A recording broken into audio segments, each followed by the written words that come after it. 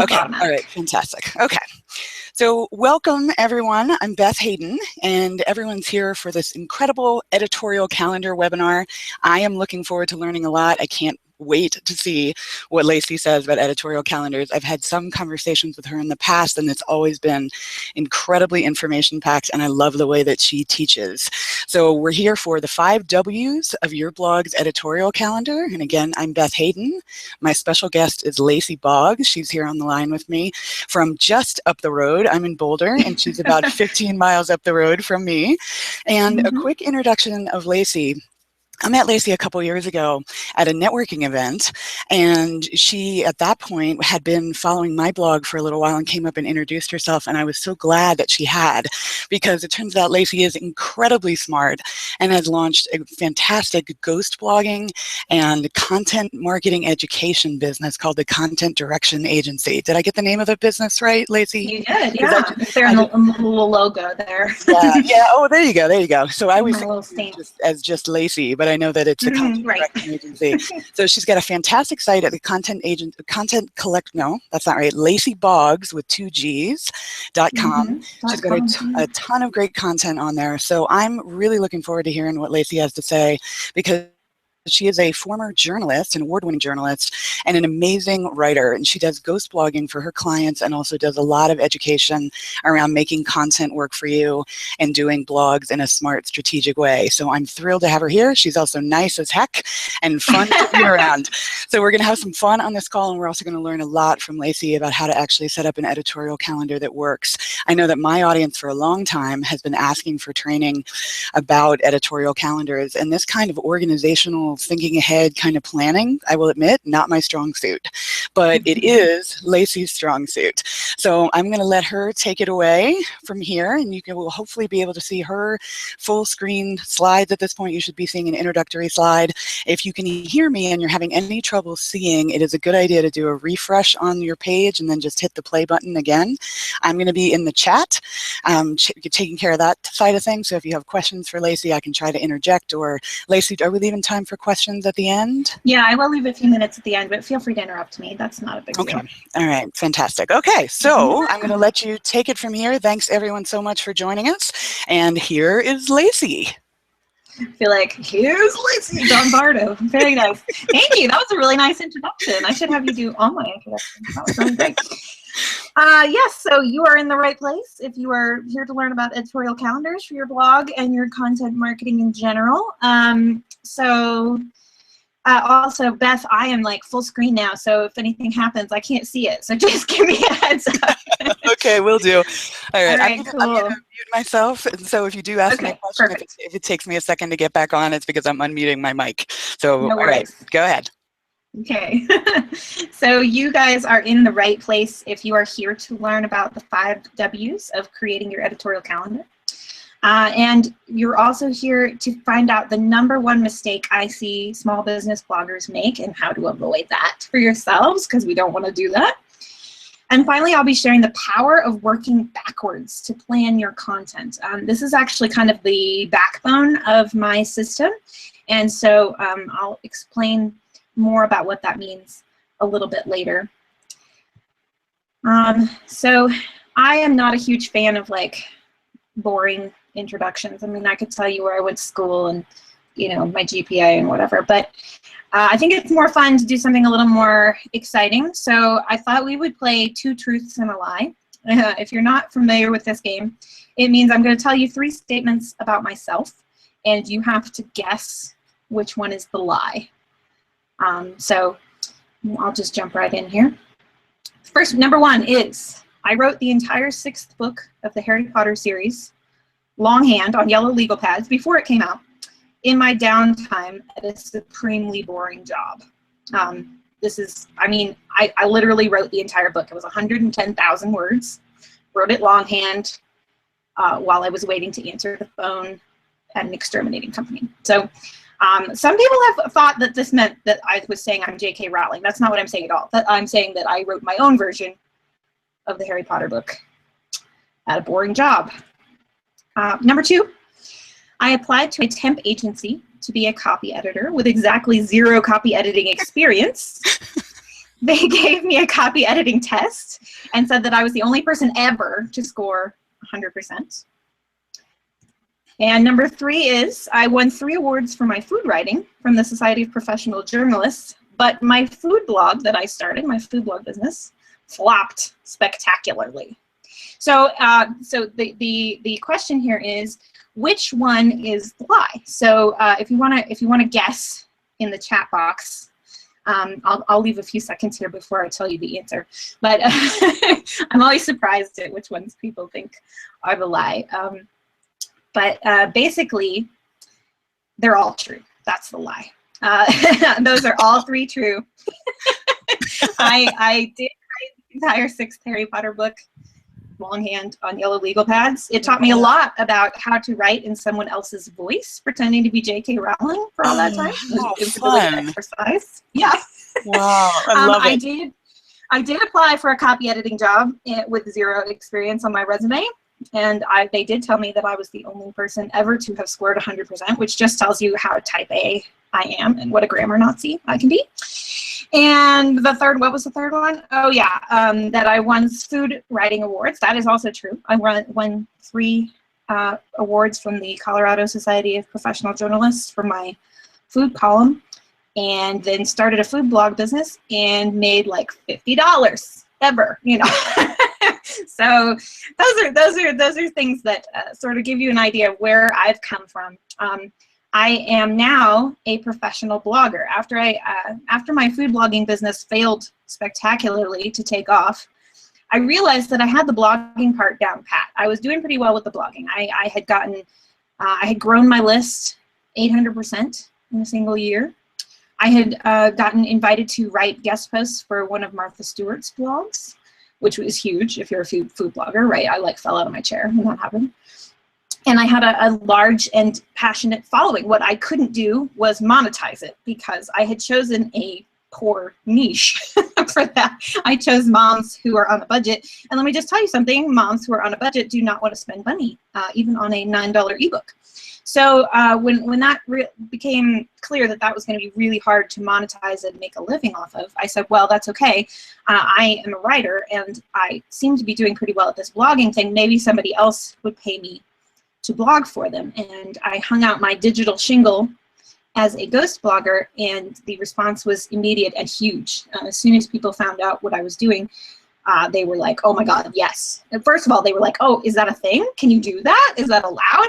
And once I convinced them that it was allowed, people were excited and ready to work with me. So that's how my current business started. And I'll tell you another little story about that in a minute, because I actually did the #1 problem I see small business bloggers make. Then I'll get to that in just a second.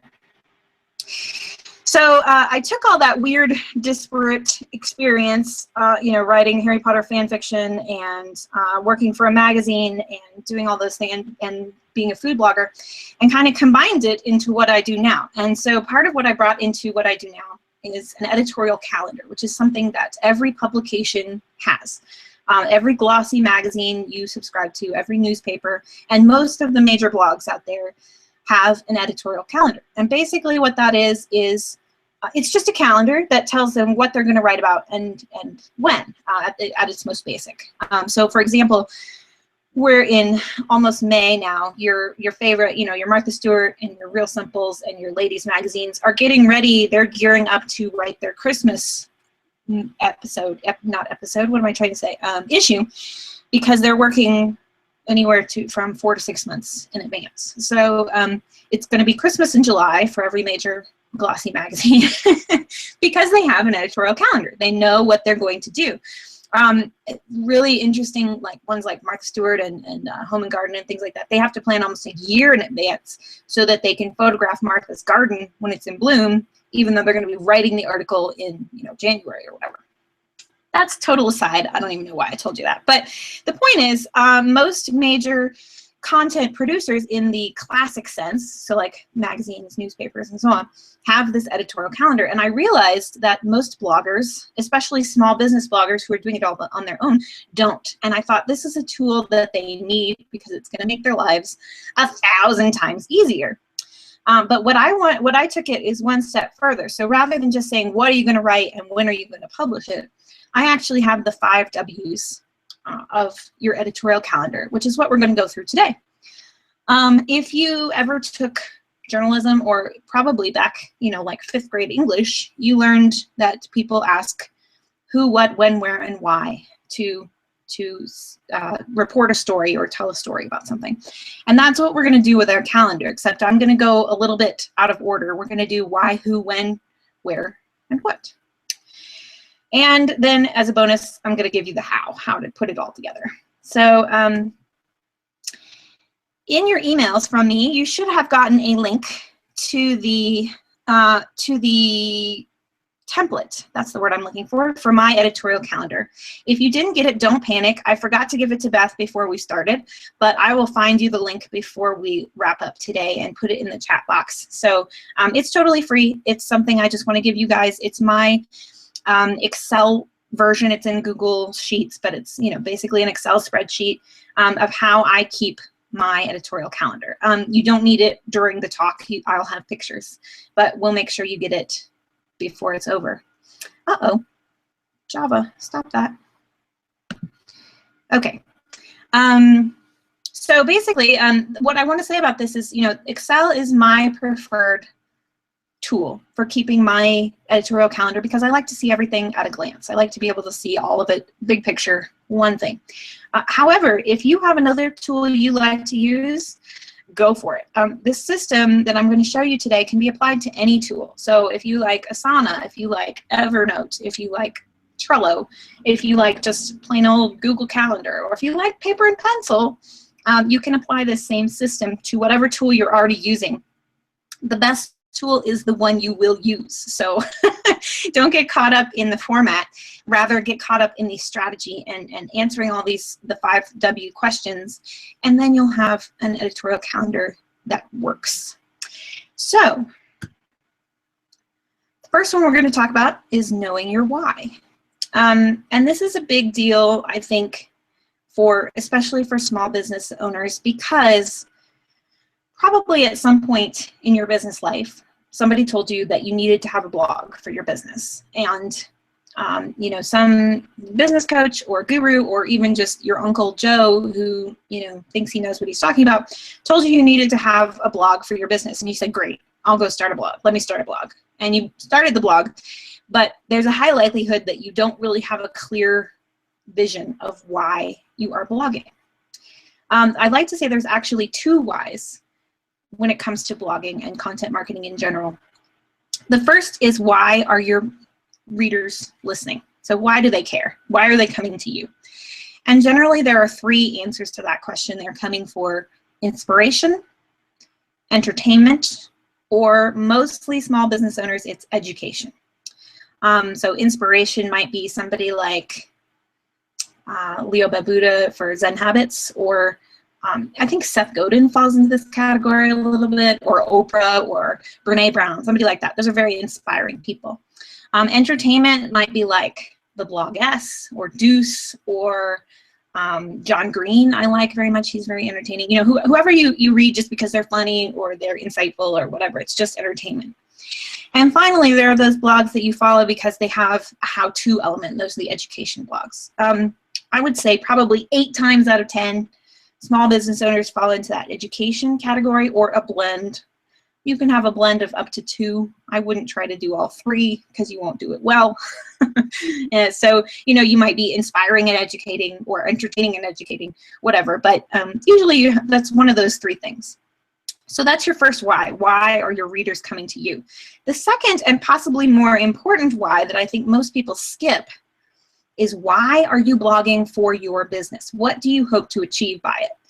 And that's really, I think, where a lot of people stumble when it comes to blogging, because they're just putting out content and they don't really have any kind of strategy or plan for how they hope it's going to support their business. And so guess what? It doesn't. So we're going to try to overcome that today.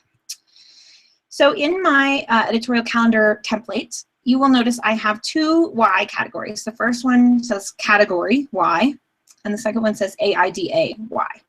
So category is basically like, what part of your business are you talking about? So my example here for me, I might have blog 101, editorial calendar, and like a general work-life balance, right? Those might be my sort of topics. Those might be like the categories on your blog. It might also be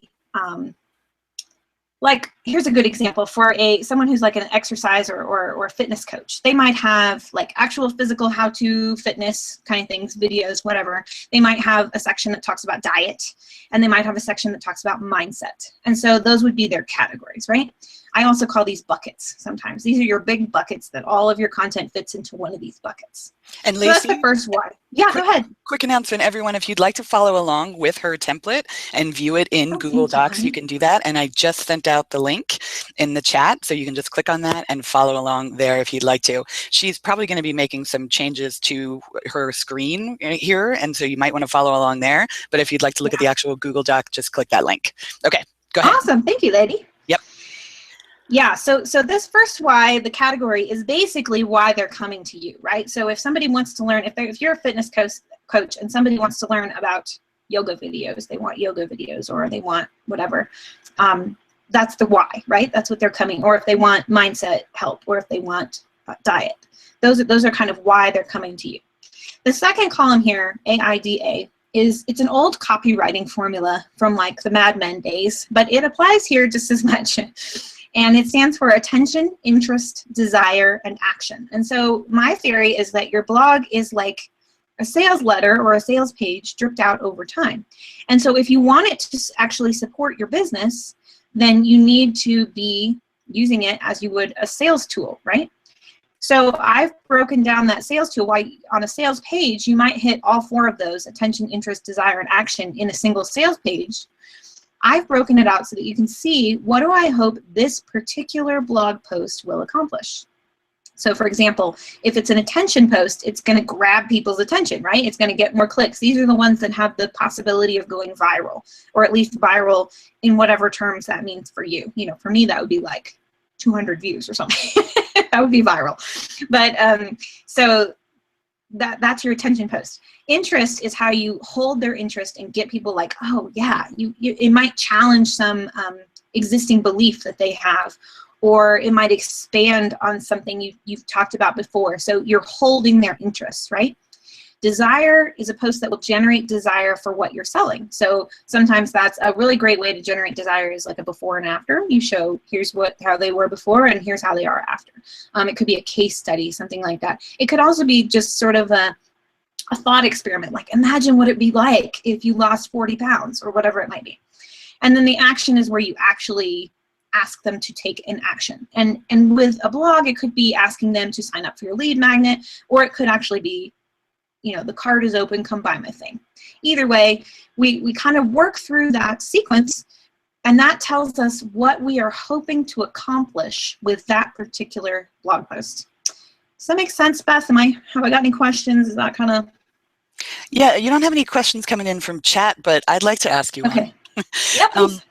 When I try to map out my editorial calendar using the Lacy system, which is what I think of it as now, I sometimes struggle in the difference between attention and interest, because it seems like there's some overlap between the two. So I'm wondering if you can tell a little bit more. And the other thing that I have trouble with is, like, as far as writing an action blog post, do you picture action more as just, you know, like calls to action in your emails and that kind of thing? Or are you really writing blog posts for all 4 of these categories?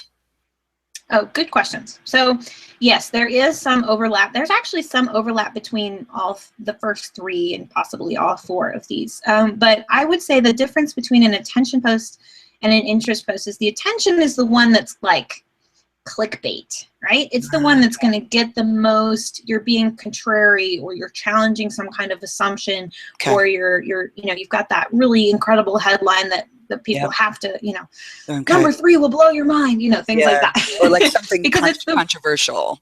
You're being a contrarian, or you're off on a rant, those kind of things that really get shared a lot. You're planning ahead because you want. And that could also be like, it doesn't have to be contrary. You know, I've seen it done well with a challenge, or a giveaway can be an attention post. It's the things that are going to be liked and shared the most. Whatever that means in your niche. Yep. And Okay. then interest is probably a little more of that how-to for most people. I would say it falls a little more into that how-to area. So maybe you're giving them a small win. You're solving a level 1 problem, or you're solving a problem that they have right before they're ready to purchase your product. Okay. Those are all good things, because if you can give them a small win in a blog post, people are going to love you. So it's a great way to like hold their attention. It's also a good place to ask for the opt-in so that they get on your list. Right. And your other question about the action, I kind of agree with you. I think probably most often calls to action to buy something are best done in email, but you can do it like if you're doing a sort of a traditional launch, you can make an announcement that the shopping cart is open, or that or that it will be open tomorrow, so get on the list so you hear right away, those kind of things to get people to take a specific action. Okay. So sometimes you'll want it in your sequence and sometimes you may not. It just depends. If you sell a physical product or an evergreen product, that could also be where you might actually have like a link to buy the product in your action blog post. It just sort of depends on what you're selling. Okay. All right. Yep. That's perfect. Thank you. Yeah.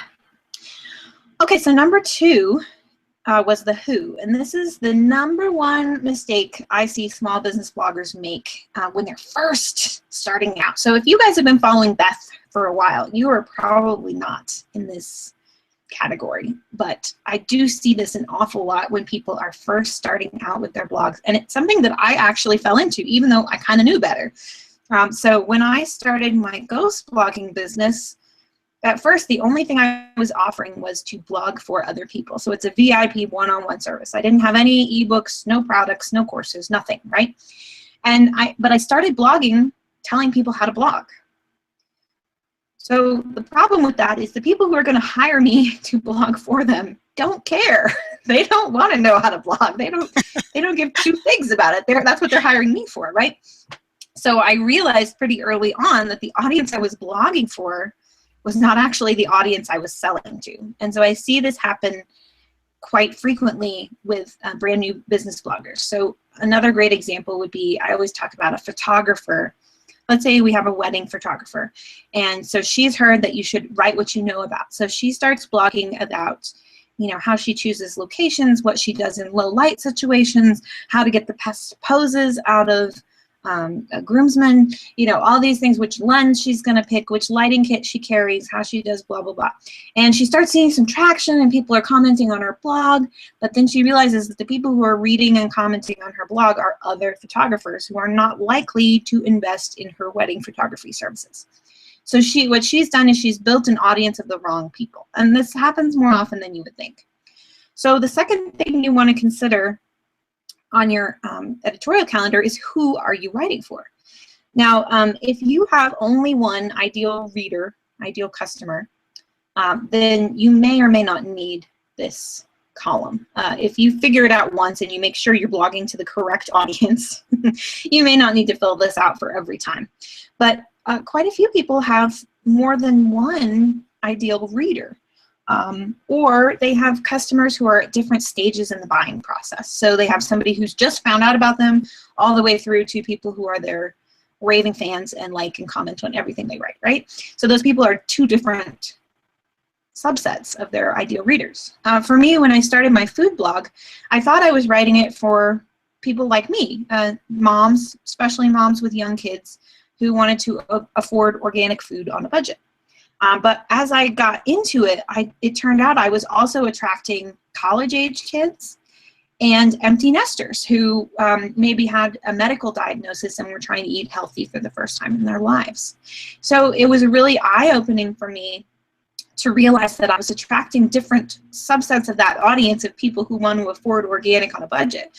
And so if I were working on that blog more, I might say, okay, well, this post is going to be directed towards moms, so it'll be about feeding toddlers. And then this post is going to be about cooking organic in the dorm room for my college kids. And then this one's going to be about recipes for 2 people for my empty nesters.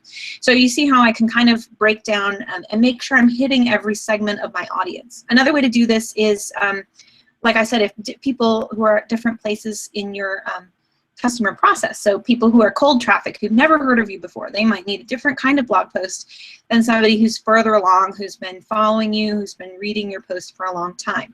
You want to make sure you're not leaving anybody out. So that's what I use this who column for, just to make sure I'm writing to the correct audience and I know which blog post is talking to whom, if that makes sense. All right, our third W is the power of when. So I said at the very beginning we were going to talk about how to work backwards to plan your content. And if you take nothing else away from this webinar, this is the one thing I want you to take away and take to heart and start using in your business, because I think it is so powerful. So Beth, I'm going to pick on you just a tiny bit.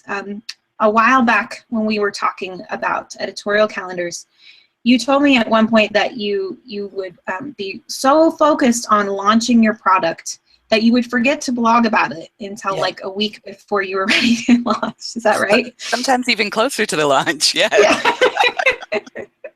Yeah. Yeah. So the only problem with that is that then your blog is not, you're not allowing your blog to be a sales tool for you, right? Right. So your blog can be one of your best sales tools if you plan it out. I was interviewing, I have a new podcast coming out in a couple of weeks, and I was interviewing Bushra Azar of the Persuasion Revolution, who I think she's kind of a genius and amazing. But she runs these incredible launches where she like sells out in 2 days or makes, you know, $100,000 in 3 days or whatever. She does these incredible things. I mean, persuasion is her thing, so persuading people to buy, right? Obviously. But she was talking about her most recent launch, and she was talking about she started with her content marketing for her most recent launch 8 weeks before her cart opened. Wow. And she said if she had to do it again, she would have added another 4 weeks. Wow. Because yeah, I know, right? 3 months for one launch. And what she was doing was she ran a huge contest, and she said that 8 weeks was not enough to nurture the cold leads that came in through her contest, her giveaway. In time for them to be warm enough to be ready to buy when the cart opened. So she would actually have run the giveaway 4 more weeks, so 12 weeks out. Wow. So that she'd have more time to nurture those people and get them ready to buy. And I thought, wow, it's incredible. Amazing. Are you under the impression that if her launch is about a particular topic, that whole 3 months in advance now is mostly going to be blogging and talking on social media and doing what you're supposed to do as far as content marketing, all about that topic and pretty much nothing else? Yes. Wow. Yes, pretty much, yes. Yeah, my interview with her will go live on May 9th, so I highly recommend everybody come listen to it. Yeah. The podcast is called P.S. You Got This, and we're launching on May 9th. But she was saying that like her product she was selling was about email, like using email for selling. And so her giveaway was a year of Entreport, which is an email service, email automation. And so even 3 months out from her launch, she would have done, she did it eight weeks, so 2 months out, but she wished she had done 3 months. She was sort of planting the idea of email, even though she didn't even mention her product. She was planting the idea of email 3 months or 2 months in advance with this giveaway to build her list. So I was like, that's genius. Yeah. Genius. And then I want to ask a question about that, and I can ask it now or when you're done. Feel free to put me off if you want to talk more about this particular topic and then answer it at the end.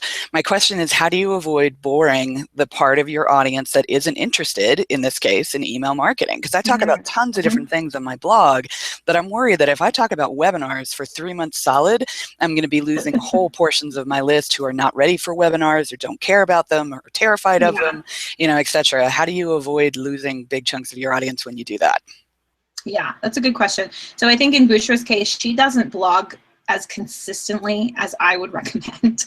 Obviously, she's doing something right because it all works for her. But generally, I recommend that people try to blog very consistently. Yeah. So she doesn't blog as consistently. So I think whenever she posts something, people are eager to eat it up no matter what. But not all of us can be the persuasion rock stars that Bushra is. So I think there's something to what you're saying, Beth, but I also think that there's people self-select. So I don't think I would unsubscribe from you if there were a few posts in a row that we're talking about something I wasn't interested in. I guess you're always running that risk to some degree. Yeah. But, you know, I think for the most part, so let me talk about this a little bit, how I do it, and then I'll show you. So I tend to do it 4 to 6 weeks in advance of a sale, probably for precisely that reason, Beth. Although I do like Bushra's idea of holding the list building, so that's her attention piece, right? She's doing a huge giveaway. That's her attention piece.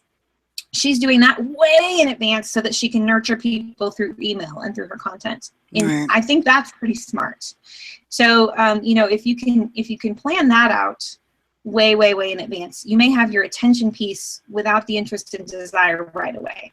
But not to confuse the issue, I generally say 6 to 8 weeks in advance, 4 at the minimum of a big sale or a launch or whatever, a push of any kind is a good rule of thumb. Okay. And so then you can go through that AIDA sequence at least once. That would be for 4 weeks, and maybe more than once. And as you can see in the example here, I have 2 desire posts in a row, and that's okay. So, you know, you can kind of play with it. It doesn't have to be AIDA, you know, exactly in that order. You can kind of play. A lot of times I'll do attention, interest, and then go into desire when we're getting closer to cart open or whatever it might be, sale.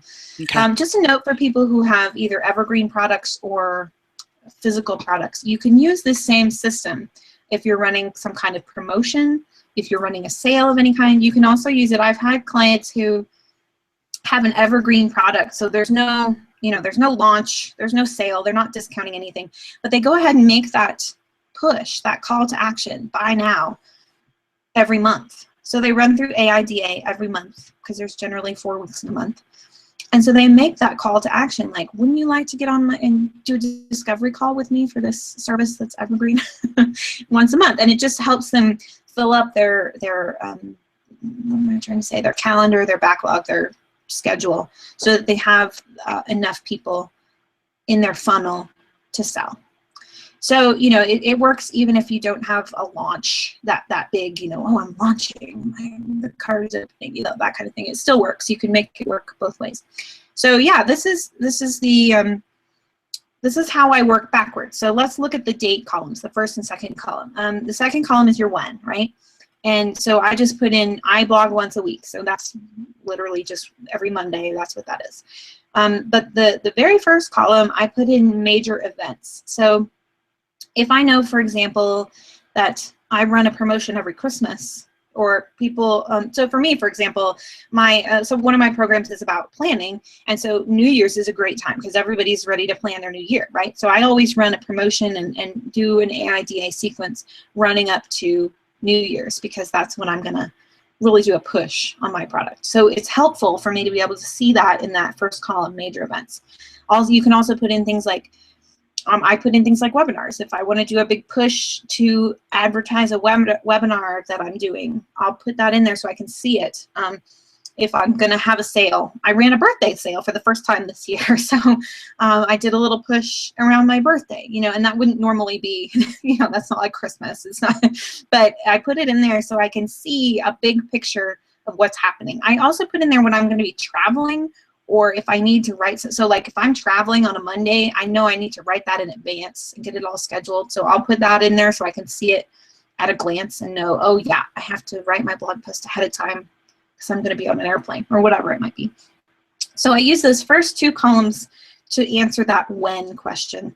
When am I going to post this? And again, this is all about making sure that your blog is a sales tool. It's supporting your business. So it's not just about I'm posting every Monday or I'm posting, you know, twice a week, whatever it is.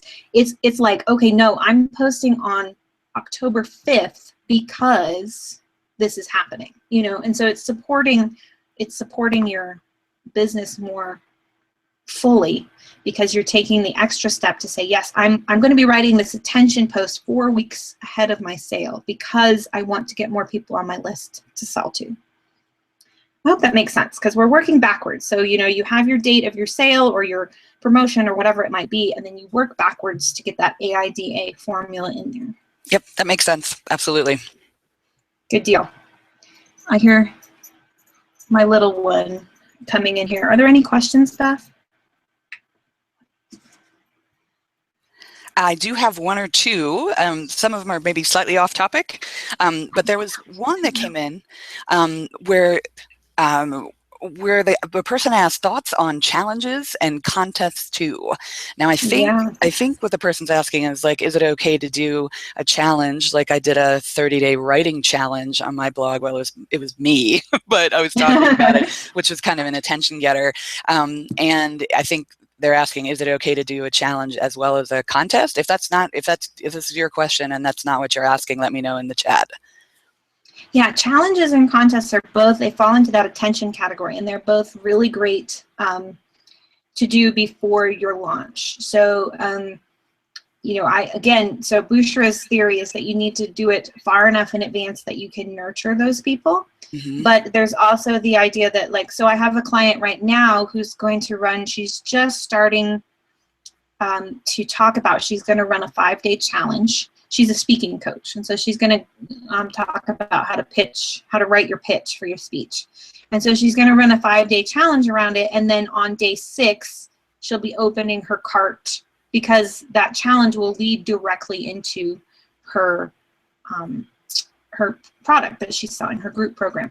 But what we did was, so for the 4 weeks leading up to that challenge, we've been planting the seeds of how pitching is important, or how you have to have, like, her big thing is you have to have a signature talk. So we've been talking, the 4 weeks leading up to this challenge have been all about planting that seed about that signature talk. And then the challenge will really get people drummed up about it. And then so the challenge in this case is kind of attention for sure, but it's also kind of desire, right? Mm-hmm. Because she's going to be leading people through this process to see, oh yeah, if I pitch it, I can get these, you know, and then they want to buy her process. Mm-hmm. So I hope that makes sense. But they're really great. They're great list builders. You just have to decide where in your process it's coming. So is it like going to lead directly into a sale? Is it part of that desire sequence, or is it more of the attention thing?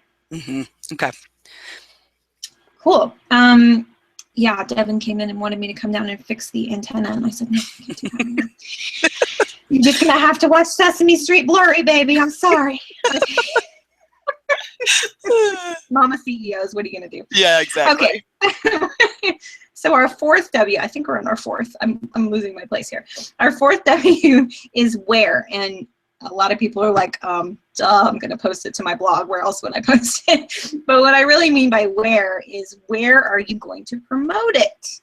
So this is something else that I think is kind of a systemic problem with small business bloggers. It's what I like to call the field of dreams problem. I should really have a field of dreams image in here. But people think if I blog it, they will come.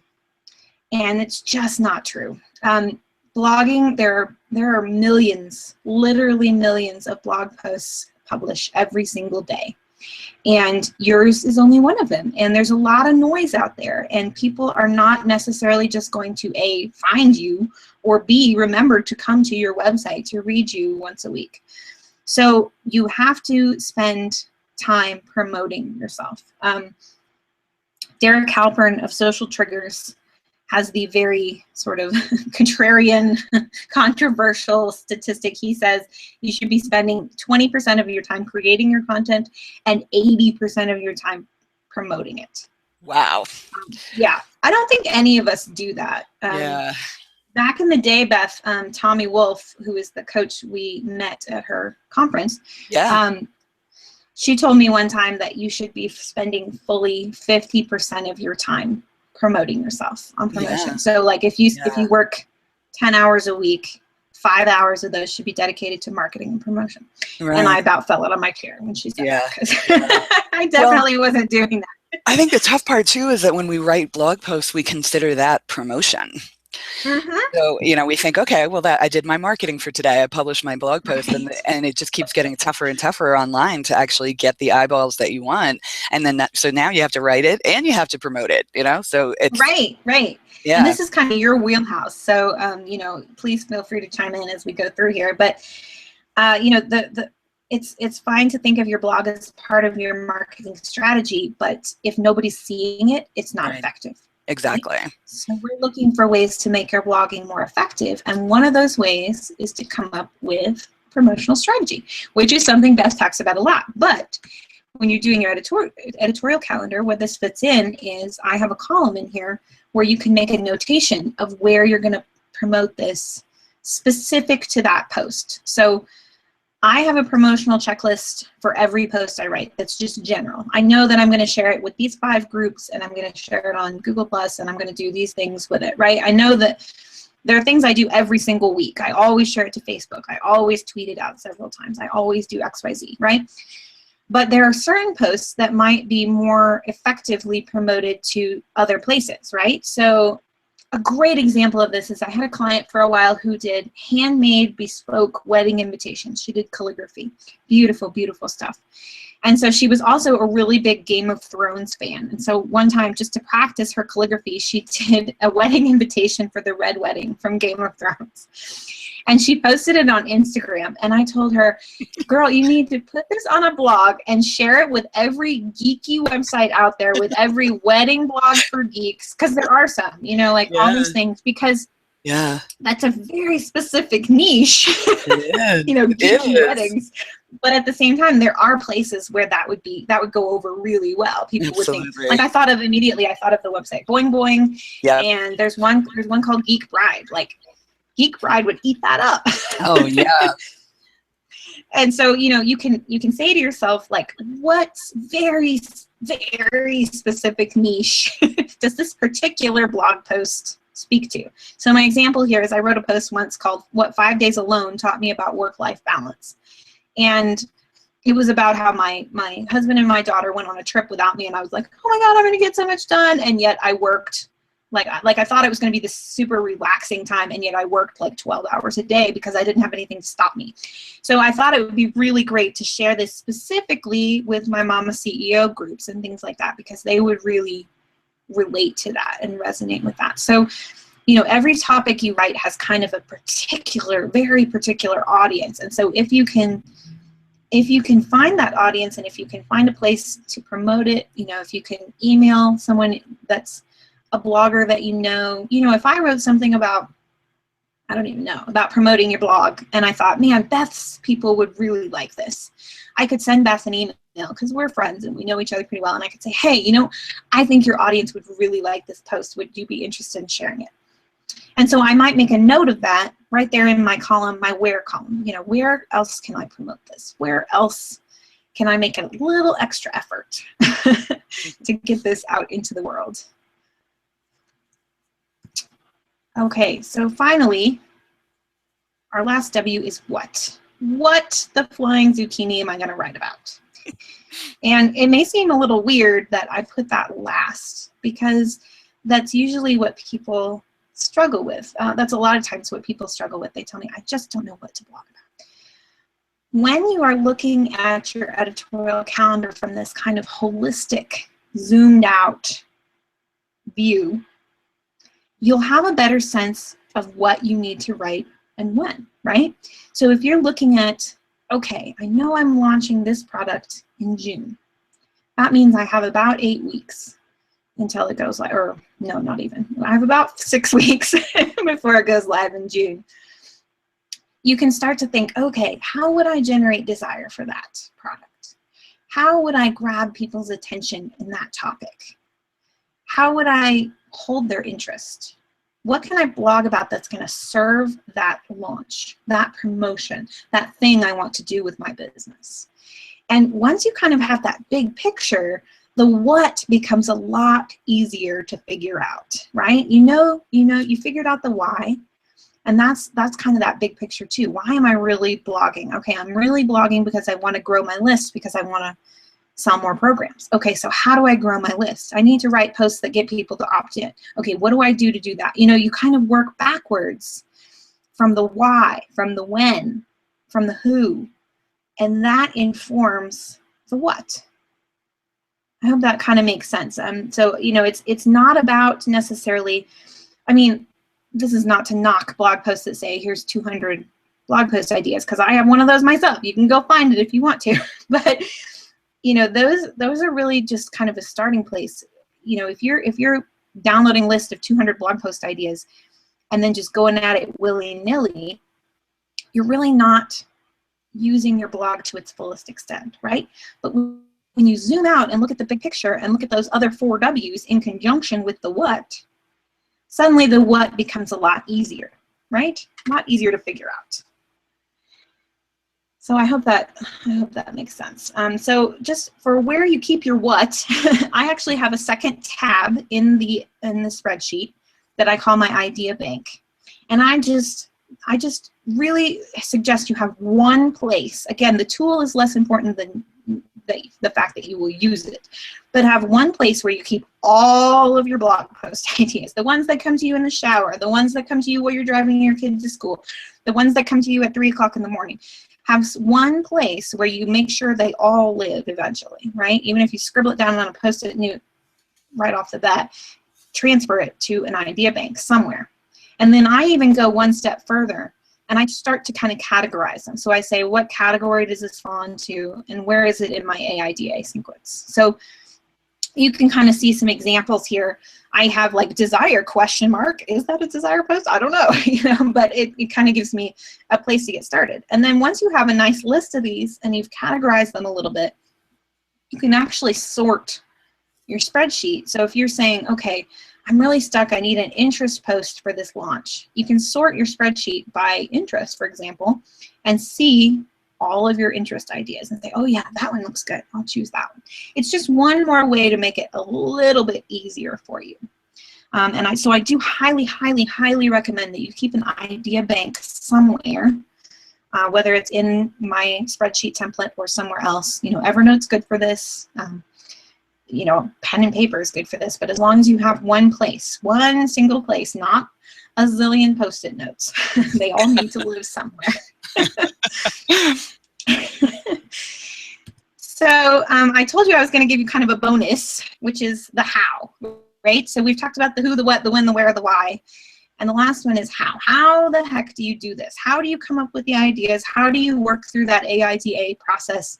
How do you schedule things so that they're really supporting your sales cycles and supporting your business in the best way possible? And the resource I have for you on that is my program called BlogStorm.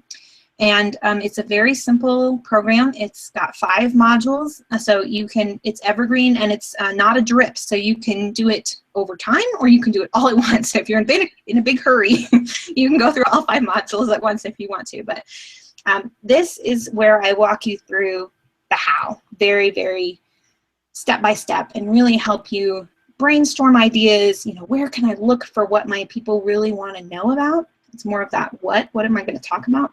You know, how do I eavesdrop on my customers to find out what they really want to know in their own language? And then I go into, you know, how to use that AIDA process a lot more in depth. You know, this is only an hour-long webinar, so I can't go into it too in depth here. But I go into it a lot more inside the program. And then also, you know, how to make sure you're really supporting your business with your content, because I very, very strongly believe there's no point in blogging if it's not supporting your business. You're just wasting time. And that sounds harsh, but it's true. If you don't have a strategy of how your blog is supporting your business, chances are it's not. And that's the cold hard truth there. So if you're interested in BlogStorm, I've set up a little link especially for you guys. It's bit.ly/BethStorm for Beth. And I tried it earlier today, and you do need those capital letters. If you do lowercase letters, it goes to like a 404 redirect. It's not right. So capital B, capital S. But basically, this program came out of a need that I was seeing in my audience for people who just couldn't quite figure out how to do this editorial calendar on their own, even with the free resources I was providing. So I have been really humbled and proud of the successes a lot of our students have gotten. James Krenner up there, he's actually my accountant. He took it because he was going to write a course for small business owners to understand their accounting. And with his editorial calendar that he planned, he wrote his very first blog post ever, and he had 140 people sign up. and they got his free offer. He made his first sales of his course. It was pretty amazing. I was really proud of him. Priscilla was saying the feeling alone of having an editorial calendar done was worth doing Blogstorm, which I love.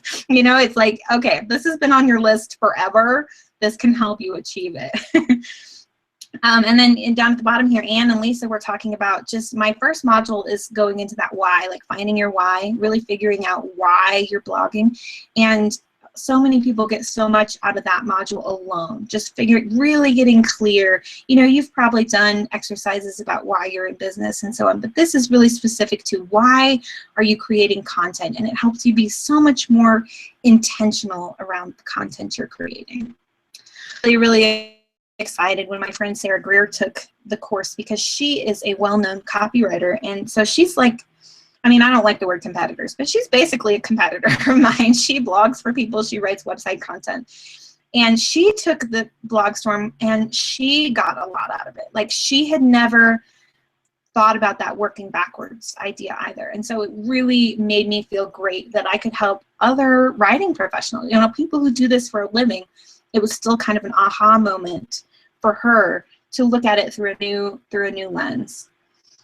Just a couple more. I loved Alessandra's message, because she bought the program and then waited like a year before she did. And she's like, oh my God, why did I wait so long? Because it's liberating and I feel so much better now. And I think that's part of what I'm helping people achieve here, is like, you know, you have this weight on your shoulder every week. You sit down and you say, God, what am I going to blog about? I can't stand it. This helps you relieve that, because not only will you know what you're going to blog about, you'll know why, and that's even more important. Kate said it's made blogging about the writing again.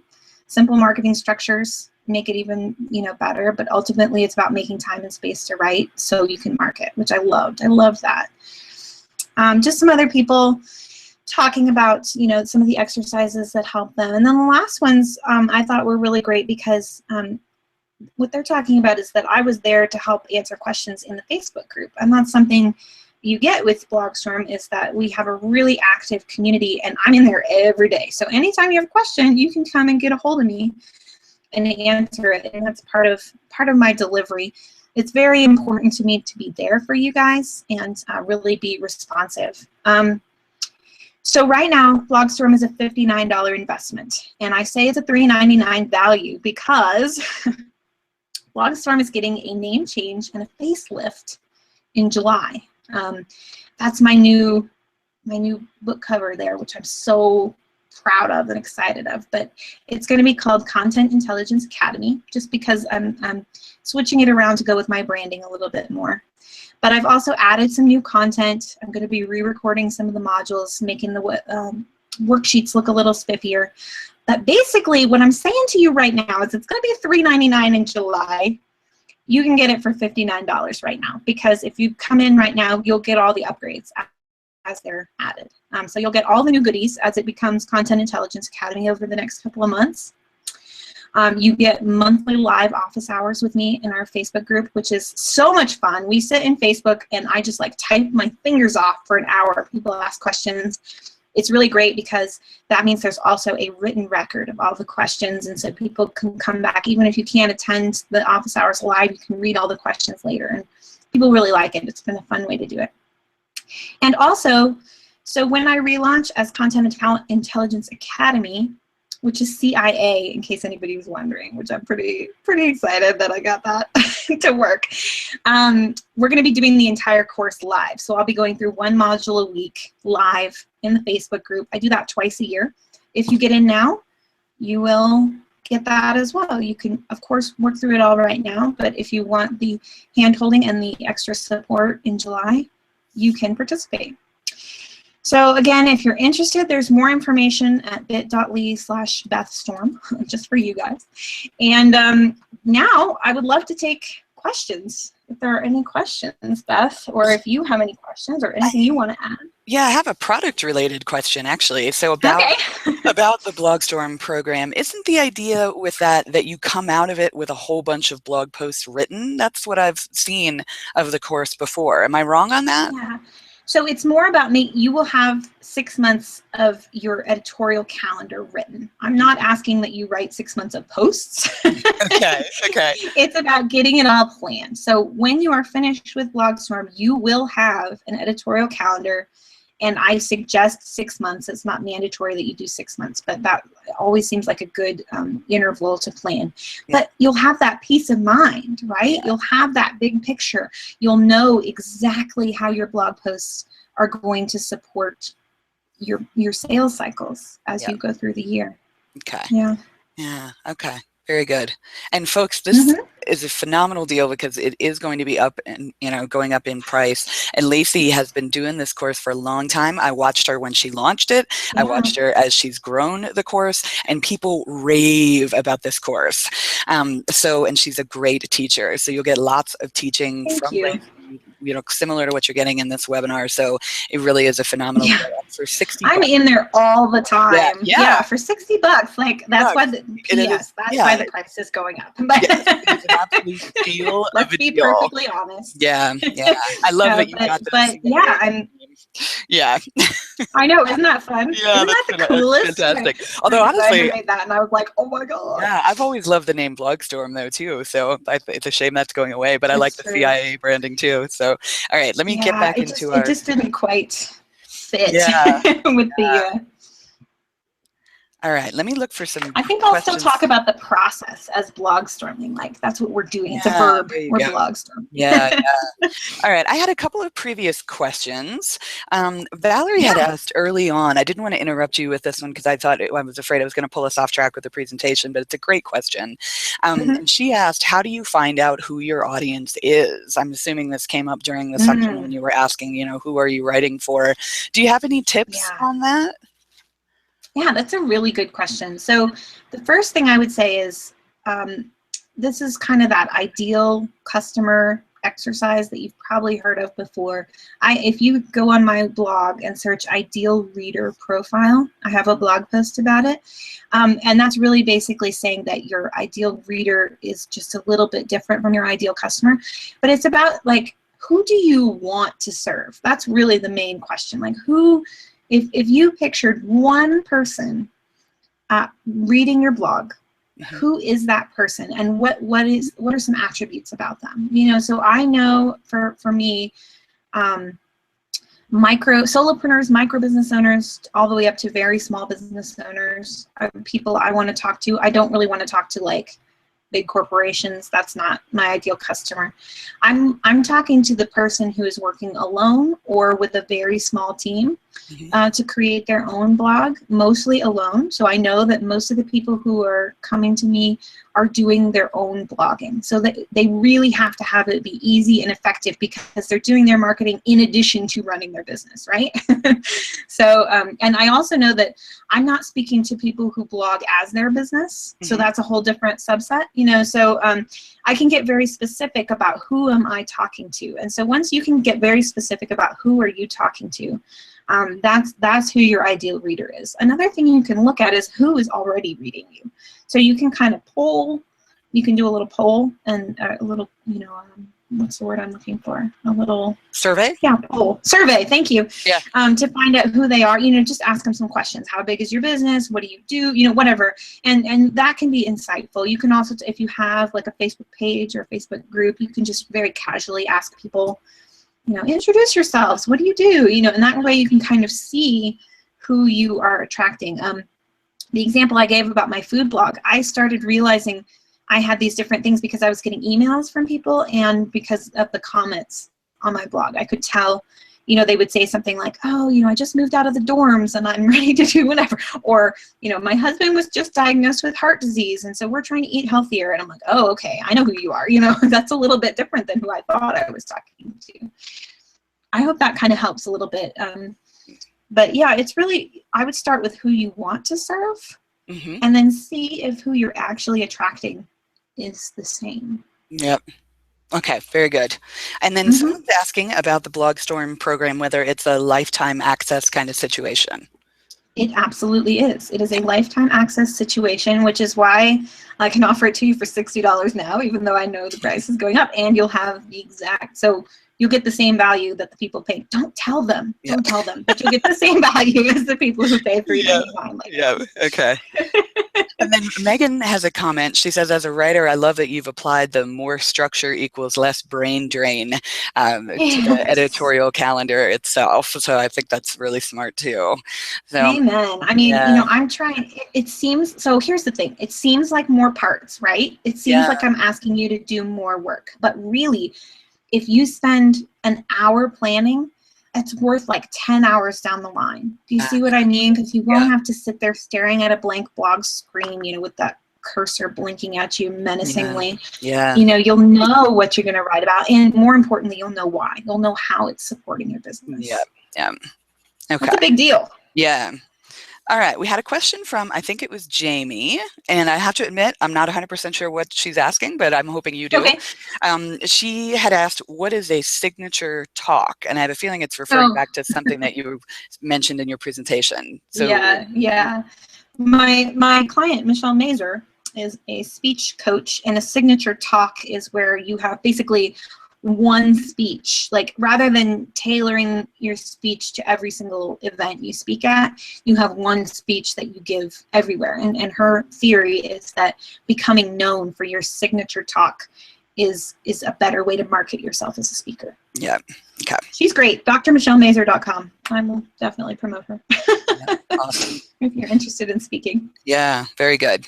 All right, and then this is a question from me, actually. When we're talking about that promotion part, which is the part that I think trips up the most people, I'm torn on this because I'm just wondering how you feel about sending out cold emails to people that you've never talked to before, that you may not have any connection with, and saying, hey, I think this would be a good fit for your audience, and I'm wondering if you could share it with them. I am of two minds on that, because it can be great to do and it can pay off, but it's also difficult. It takes an enormous amount of courage, and sometimes sometimes people are going to completely blow you off, and some people are going to say no, and it can be hard to do. That's rejection, right? Yeah, exactly. I'm just wondering what your stance is on that. Do you always advise people to try to make a connection first, or do you say, nope, do it cold and that's okay? I think there's two ways to do it, and I've done it both ways, and I continue to do it both ways. So there's no one right or wrong way. So here's how I mean. I think it's really valuable to build up relationships with people who have a similar audience and who have a reach that you may not. So a really great example of this is to find the reporters or the writers who are on your favorite sites in your niche. So for me, I might go look at who has columns on Forbes, who has columns on Entrepreneur, who has columns on HuffPo Business, and then follow them on Twitter, interact with them, leave comments on their articles as a matter of course, all the time, whether you're promoting something or not. So, if somebody leaves comments and retweets my stuff all the time, I recognize them, right? Yeah. And I'm sure you're the same way. Yeah. So then when you have the opportunity to say, hey, I wrote this thing and it's very similar to what you cover, then they recognize your name, right? So that's like an ongoing part of your marketing strategy is interacting with those influencers in your space. Yeah. I also have a list of people like Beth and other people similar who are in my space, but maybe not a direct competitor, who are my friends, right? Who I know through somewhere. And so when I have something really big, I'll email them and say, hey, this is coming out. I don't do it every week, obviously. That would get old really fast. Yeah. But, like when my podcast comes out in a couple of weeks, Beth, you're going to get an email and say, hey, would you mind tweeting this out to your people? Because I think they might be interested. Yep. So that's kind of that not cold, right? Yeah. That's where you're warming it up, the relationship first. Yeah. Where I think it's okay to do cold, I always recommend people, if you mention somebody in your blog post, if you write about them, if you link to them, always send them an email and say, hey, I mentioned you in my blog post. I think it might be interesting to your audience as well. Here's a link. Thanks very much. Bye-bye. You don't even have to be pushy and say, hey, please share it. It's just, here's a link. And if your audience is interested, maybe you'd be interested, whatever. Yeah. And never underestimate how effective and important that can be. This is like my little bragging moment. I did this and I got a personal email back from Seth Godin after linking to him. It was only like a sentence long, but it made my day, right? Totally. And he didn't even tweet me out, but it still made my day that he knew, he like saw my name and he knew who I was. And you know what I'm saying? So never think that somebody's too big or too famous or whatever. Just send the email. And my secret for getting over that fear part you were talking about, Beth? Yeah. I have my VA do it. Oh, that's right. I remember we talked about this. Yes. So I might have been really embarrassed or afraid to send Seth Godin an email. Like it might have been a little tricky for me personally to do that, but it's on her list. She does it every week, no matter what, and she doesn't care. Right. She has no attachment to the outcome.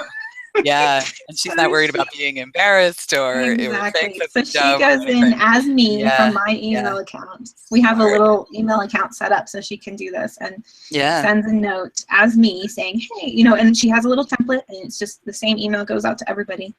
Hey, I wrote about you. I linked to you. Thanks so much for what you do. Here's the link in case you're interested in sharing it. Yeah. Bada bing, bada boom. Yeah.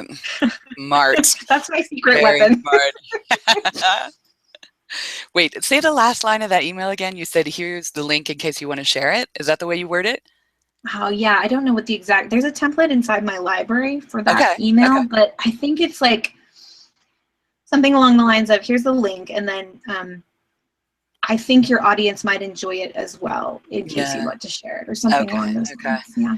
Just, it's very like no pressure. Like, I don't even say, please share it. I just say, oh, I think I'll say something like, if you think your audience would be interested, here's the link, all right. Yeah. Because it's always hard to find that perfect balance in making the ask, but not being, not feeling pushy about it. And I think particularly as women, we're just like, no, don't want to ask for anything. You know, I don't want to be seen as the pushy girl, you know, and it's so easy to just talk yourself out of it entirely. But I feel like if you can soften the wording a little bit like you just did and make it seem a little less pushy, it's easier to do. And I'm always looking for ways to make that process easier. From the outcome. Yes. You divorce yourself, and it helps me to have Emily do it because that helps me divorce myself from the outcome. But like she emailed Brian Clark of Copy Blogger the other day, and he commented on my post, and we started a little email conversation, and he said to me something along the lines of like, I've been watching you and I like what you're doing. And that was a huge like, oh my God, that was a huge ego stroke to me, right? That's like whether he tweets it or not, I was a happy girl. Yeah. To know that he reads my stuff. So that's phenomenal. Good for you. It can never hurt. Like I've never gotten someone write back angrily like, don't ever email me again. You know, the worst that happens is they don't say anything. Right. Because all you're saying is, I talked about you. Yeah, exactly. Yeah. All right. Now, anyone else have questions? I think I've gotten most of the previous ones. We've run a little bit over, so if you've stuck with us, thank you very much. But this is my last slide, so I'll just recap real quickly. We talked about the 5 W's: the who, the what, the when, the where, and the why, and the how. So who are you blogging to? What are you going to write about, which is actually kind of the last thing you should think about. When are you going to post it, and how are you going to work backwards from your sales cycles and your promotions and so on?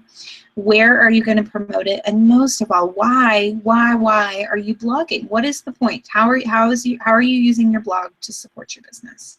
And the how, of course, if you need some additional support, is my Blogstorm program. Wonderful. I really appreciate this, Lacy. It's been incredibly educational for me, and I know my folks need it too. So thank you very much for coming in. This has been great. Thank you. I appreciate you having me, Beth. I'm excited to talk to your audience because I know the best people know the best people, right? Yes, exactly. All right. Anything else we need to say before we wrap? I think we're good. Thank you very much if you stuck with us through the whole thing. Thank you, everyone. Much appreciated. All right, everybody have a good day.